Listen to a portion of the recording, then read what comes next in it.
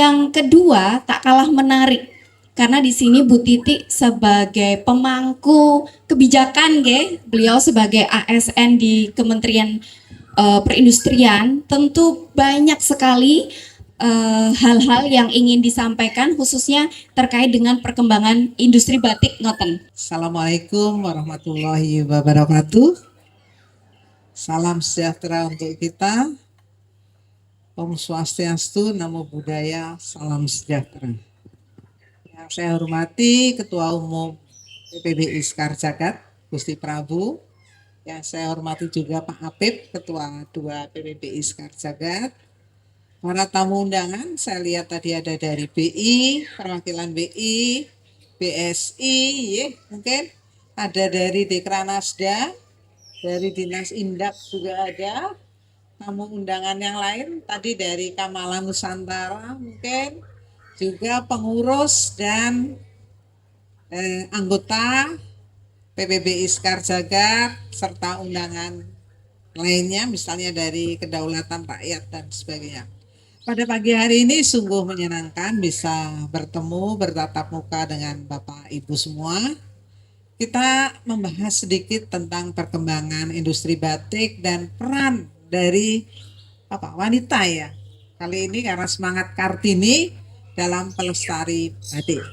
Jadi industri batik dalam 5 tahun terakhir itu memang mengalami beberapa penurunan ya, tapi di tahun 2021 masih tinggi, di tahun 2022 cukup tinggi, tahun 2023 2024 agak menurun, tapi tahun ini di triwulan pertama itu sudah ada ekspor sebesar 7,63 juta USD. Ya, kemudian industri batik itu tersebar di seluruh Indonesia, ada 201 klaster dan memang kebanyakan ada di Pulau Jawa, tapi dari Sumatera hingga Sulawesi ada, namun di Papua belum ada, tapi sudah ada yang pelatihan sih cukup banyak, misalnya Ibu Belinda dan sebagainya cukup banyak, dengan tenaga kerja yang memang cukup tinggi, ratusan ribu orang, dan ada sekitar 6.000 unit usaha. Permasalahan yang ada di industri batik ini yang utama terutama karena jumlah pembatiknya ini terus menurun dan regenerasinya kadang terasa lamban. Kemudian akses pasar dan perluasan pasar itu memerlukan induksi. Kemudian ada lagi terkait dengan produktivitas yang masih dianggap rendah. Kemudian ada lagi akses bahan baku dan bahan penolong juga kadang masih susah, terutama ini untuk di luar Jawa. Kemudian ada masalah lingkungan.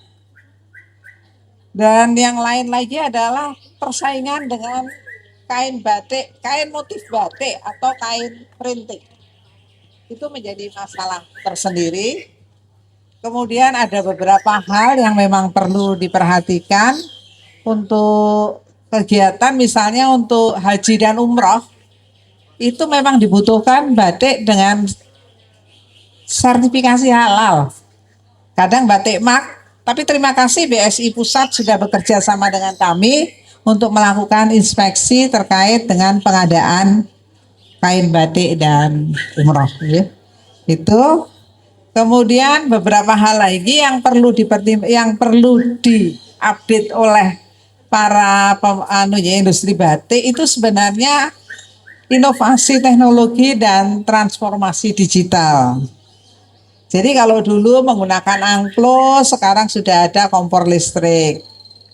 Ibu bapak pembatik sekarang sudah bisa melihat digital katalog warna yang ada di webnya BBKB, Balai Besar Kerajinan Batik, monggo silahkan diakses.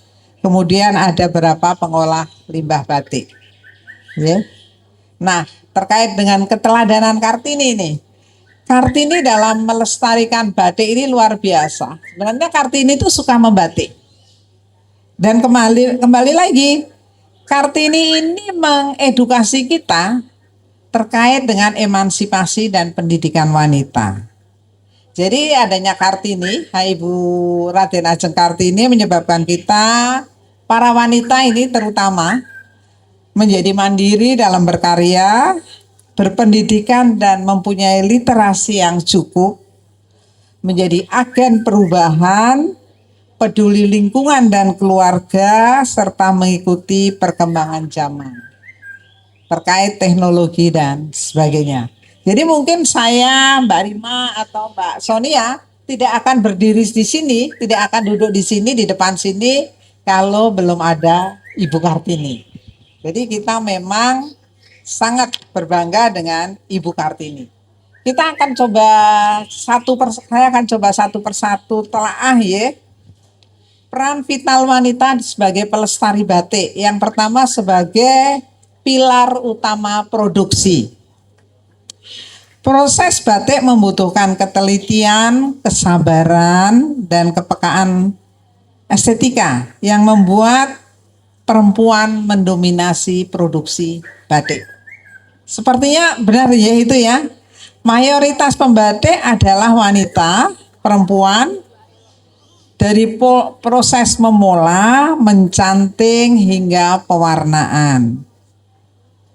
Bahkan kalau batik tanah liat itu rata-rata yang bekerja semuanya adalah perempuan.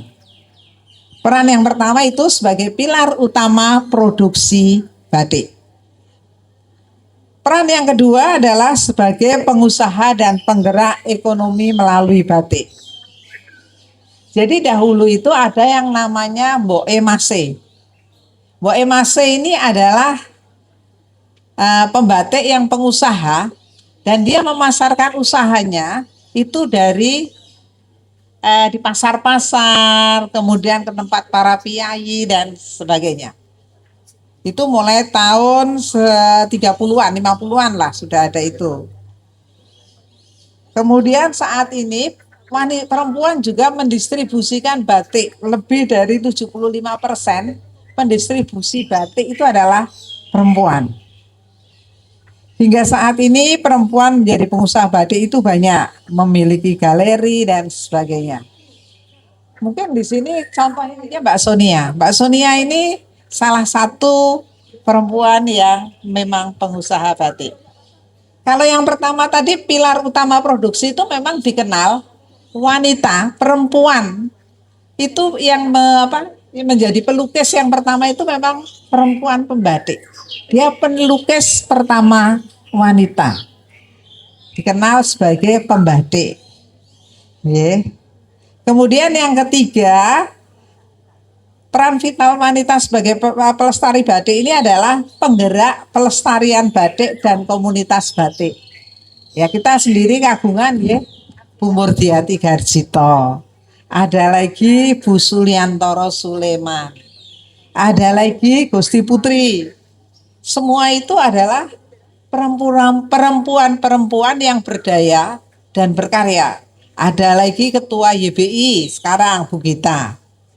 Ketua pendiri YBI Bu Yultin. Itu semua wanita-wanita yang memang berkarya, perempuan-perempuan yang berkarya. Jadi peran yang ketiga sebagai penggerak agen perubahan, pelestarian batik dan komunitas batik. Peran yang keempat adalah pemberdayaan dan pelatihan batik. Kita coba banyak lihat PKK. Itu biasanya ibu-ibunya ada yang banyak membatik. Ya kan?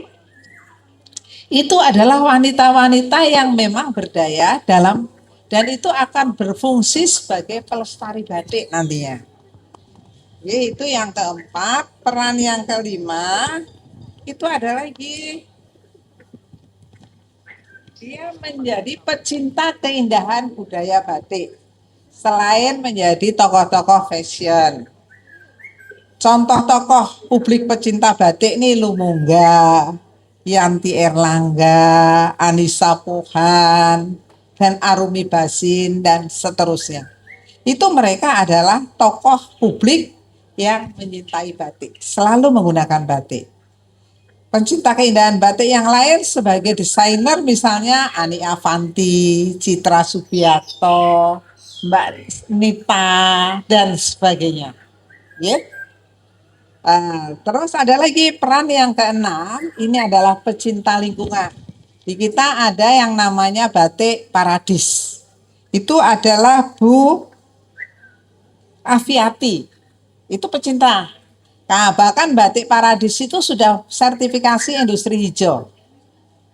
Dia mengarahnya sudah ke arah sana, pecinta batik. Kalau di Semarang ada Batik Semarang 16, Bu Sri.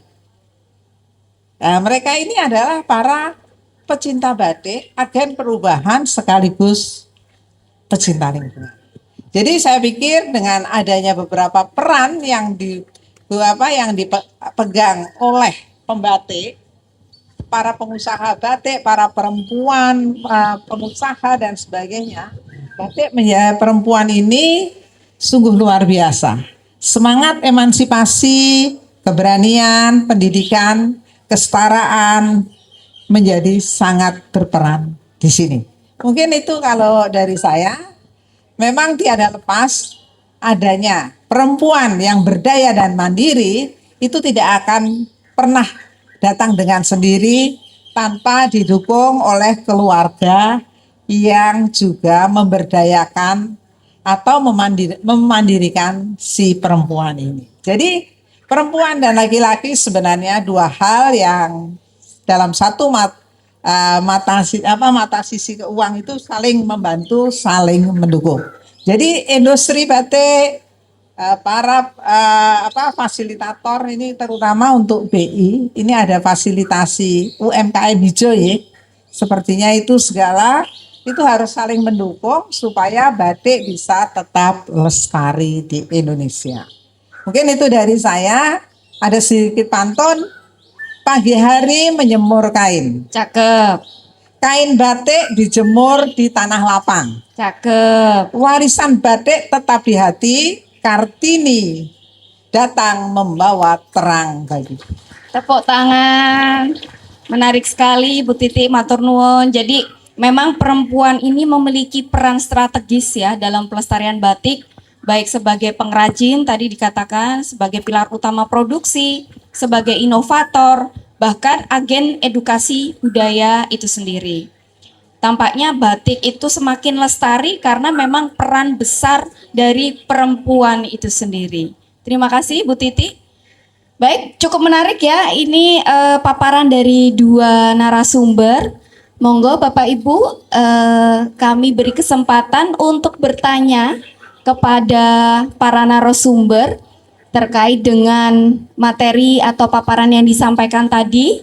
Tadi Mbak Sonia terkait dengan pengalamannya dalam melestarikan bisnis keluarga, yaitu bisnis batik ya, dengan perspektif yang juga mengikuti zaman. Sementara Ibu Titi sebagai pemerhati ya, sekaligus sebagai regulator juga ya, mengetahui sekali perkembangan batik khususnya yang digerakkan oleh perempuan.